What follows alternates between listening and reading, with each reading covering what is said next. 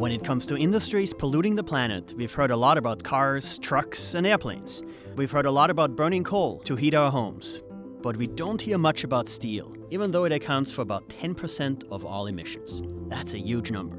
But what if there was a better way to produce steel? I'm Gernot Wagner, a climate economist at Columbia Business School. A company in Sweden called Stegra claims they have a method of creating steel almost entirely without CO2. They call it green steel, and they believe it'll completely transform the industry. That's why I decided to go to Stockholm to find out just what Stegra is up to. Hi, Oliver.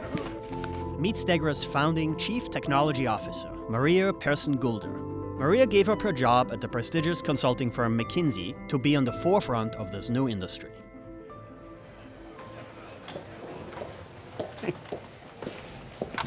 Hey. Hi Maria, good to see you. Welcome. Great to see you too. How big a decision was it for you to join Stegra? You were at McKinsey before. It's a pretty good job. You left McKinsey for a startup, for a steel company. I was at the hospital giving birth to our second child when I got the first phone call from a very good friend of mine. He was asking whether I was willing to talk to a well-renowned businessman in Sweden that had some feeling that green steel might be the next big thing.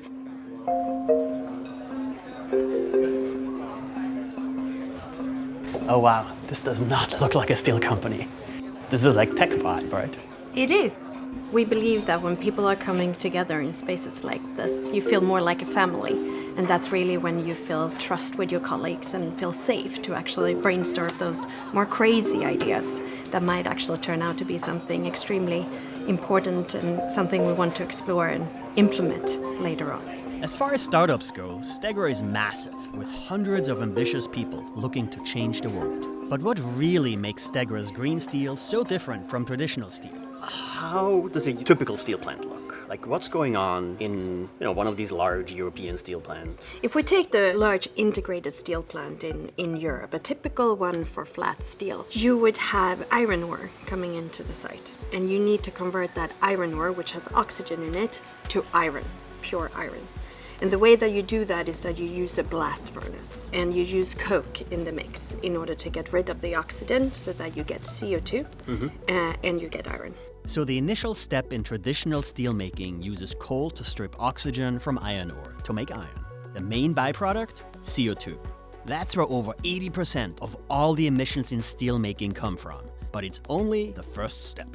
Then the next step is a basic oxygen furnace. That is where you actually create the steel and then you cast that into slabs. So that is where the remaining big portion of CO2 emissions comes into play. It's in the furnaces where you heat up the slabs. So you can electrify all of that and minimize the CO2 emissions. Electrifying the final step is great because it would eliminate those CO2 emissions. But it's the first part, preparing iron for steelmaking, where most of the pollution really comes from.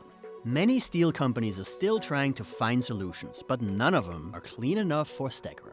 For example, if you use natural gas instead of dirty coal, you can create hydrogen and carbon monoxide. Those gases react to do the same job as coal, but it's still dirty. In these type of facilities, there are still emissions, but you reduce the emissions by maybe 55%. And you still use a fossil fuel, you use natural gas. Exactly. So we started to look at that specific technology and thought it was really interesting in terms of the hydrogen portion of it. And we're thinking, how could we purely run it by hydrogen? That's why Stegra decided to go in a totally different direction. Use water to create 100% pure green hydrogen on site. So we will split the water into hydrogen and oxygen and use the hydrogen to reduce the iron ore into iron. And so the emissions will be water or steam. So we can have also a circular way of keeping up that water and putting it back into the system. So essentially you're replacing natural gas with green hydrogen. Correct. And green hydrogen is produced by using electricity and water. Correct. No CO2 emissions. It's incredible. Barely any emissions at all. The iron production uses green hydrogen and the slabs are heated with electricity. Where do you get the electricity from? Interestingly enough, both the water and electricity comes from the same source. Comes from water. Okay. Which is the Luleå River. So we have large-scale hydropower up in this region. And the Luleå River that is going adjacent with the site has about 14 to 15 terawatt hours of production every single year. Because of the scale of Stegra's vision and because of how much water and cheap electricity is needed to create green hydrogen, Stegra needed to set up shop in a place where there was plenty of space and resources. That's why they chose Boden, an area in northern Sweden just outside the Arctic Circle. If you take everything into account right now, which has to do with infrastructure, getting access to water, getting access to the grid, I think Boden is purely unique. To learn more about what was going on in Boden, I traveled to northern Sweden to meet with Stegra's CEO. Meet Henrik Henriksson. Henrik was the CEO of Scania, one of the world's largest truck and bus companies. He was one of Sweden's top industrialists. He had a staff of tens of thousands, a big salary, and all the corporate perks. But Henrik decided to throw caution to the wind and join in one of Sweden's most important new traditions, running a startup. You were the CEO of Scania, 55,000 employees, major Swedish global company. Yeah, You went from 55,000 to 5 correct. employees Yes. when you first joined. How come? I think that it's every business leader's responsibility to not only build a great business, but actually also take responsibility for the planet and society. We see them as our jury. They are the ones that we build this company for, and we have to answer to their expectations. The steel we're producing today is not taking into consideration the cost for the society and the planet, but now we will. So for me, this move is also about legacy, what I will leave behind. Henriksson's vision is a big one. He wants to show the world that making clean, green iron and steel is both possible and profitable. But the first step is understanding the cost of the green premium. So the green premium is the additional price we can get for a product that is decarbonized. What we compare with then is brown steel, which contains a lot of CO2, and we call it dirty. And then the green steel, we say it's clean. It's got no CO2 or very limited CO2. And what the customer is willing to pay for this decarbonized product is what we define as the green premium. So to some, the green premium is the extra price necessary to get to the clean product. Correct. You're defining the green premium as what your customers are willing to pay. Yes. Who pays for that? How is that justifiable? We went to customers who have all signed up on science-based targets. Science-based target essentially commit to Reducing your net zero CO2, emissions. yeah. So BMW, a Porsche, a Scania, a Volvo, that is our customers. So they made a commitment, most of them, to say that between 2020 and 2030 we're going to take away 50% of the CO2 emission that goes into the products that we build. This is a European thing with green steel, I would say. That has to do with the framework with the price on carbon that we have in Europe, which makes it possible then for our customers also to calculate, okay, once there will be carbon tax on material like steel in the future, which is coming now, how much will that cost us? Europe charges automakers based on how a car's steel is produced. The more CO2 gets released, the higher the price automakers have to pay. That's why Stegra has already negotiated advanced sales of millions of tons of steel to some of the world's most prestigious car companies. Our customers, they have done their homework. They know that there will be a tipping point where it makes more sense to buy green, sustainable material rather than buying brown, dirty material with a CO2 tax on top of it. Those are the customers we went after, and they are willing to pay that premium because they see that it makes better business sense for them. So it is not that they're buying our green steel because of marketing or branding. They're doing it because it's pure good economics. Learning about how Stegra operates was incredible, but I wanted to see more of Boden, the place Stegra calls home. Maria was nice enough to invite me on one of her early morning runs, something I doubt she believed I would take her up on. Hey! Good morning. Welcome to Boden! Are you up for this? I am! Let's go. Although the weather was cold and the streets were icy, it was a great way to see the city that Stegra now calls home.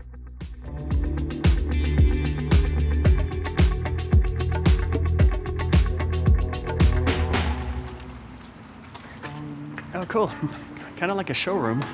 It is. This is our information center for the neighbors and anyone else that would like to know the progress at the site and what it is that we are actually doing.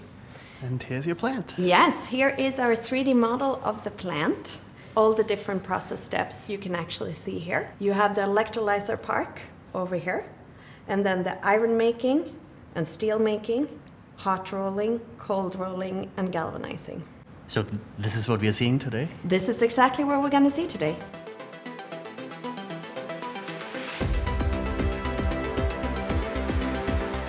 Quite the journey from 5 years ago to seeing this plant here. It's absolutely impressive, and you sort of get goosebumps every time you get here. Right now we're walking up to the caster. It's one of the crucial parts of the whole steel making where they pour down the steel. So along with the 75,000 tons of structural steel, you have about 150 miles of piping. Wow. The piping is for the hydrogen. The piping is for the hydrogen and all the gases that are coming from the air separation plant where we separate the air coming into the steel mill. And then of course the hydrogen facility that is behind here, piped with hydrogen to the iron making that you're going to see over here. Right over there, yeah. So every single year we produce 100,000 tons of hydrogen, which is equivalent to 1.6 million tons of coal that we are replacing towards the traditional way of creating the iron. Seeing the construction up close was amazing. Getting the billions of euros needed to build a plant like this was a monumental feat. But then I found out something that surprised me. Making green steel isn't Stegra's entire goal. Here we are building green hydrogen, green iron, green steel to show the industry that this is technically possible, financially possible. However, I think most of our future projects will be then green hydrogen and green iron. So those two are what we intend to scale and ship it not to ourselves, but to our incumbent competitors and help them basically to decarbonize. Stegra's long-term plan is to collaborate with existing steel companies, not compete with them. Selling green hydrogen and green iron to steelmakers will allow Stegra to fill a small but potentially profitable niche. So you're both a competitor to traditional European steel companies. You're also potentially a supplier. There is enough steel-making capacity in the world already today, but it's the two first steps of producing the iron that needs to change. If you take that full chain from the mine to the steel on the hood of the car, 75% of that decarbonization happens in the hydrogen production and the iron making. So obtaining green hydrogen and green iron is the most difficult but necessary part of making green steel. That's where Stegra comes in. They can sell their products to the legacy steel companies. If successful, they'll enable the transformation of the entire industry. We don't want to call ourselves disruptors. We would rather call ourselves enablers for this industry to transform. And the big sort of established players, the incumbents in Europe, I think they were probably looking at us a little bit oddly when we announced this 3 years ago. But I would say that we have had visits from all of them to see what we're doing, but also to discuss different kinds of potential partnerships, because the complexity of the sustainable transformation requires unconventional partnerships. What barriers do you run into? Are there things where you still find skeptical investors or skeptical steel companies saying this can't possibly work? Of course, there are pockets of the technology where there are still question marks. What will be the life length of the heater of the hydrogen in the DRI tower? And these sort of small pockets, there are still questions, of course, also from investors. Like you can only learn once you actually do it. Right? Exactly. Learning by doing. Yeah. So I have $1 billion. Yeah. I'm not quite sure where to invest it. Yeah. Is Stegra the place to go?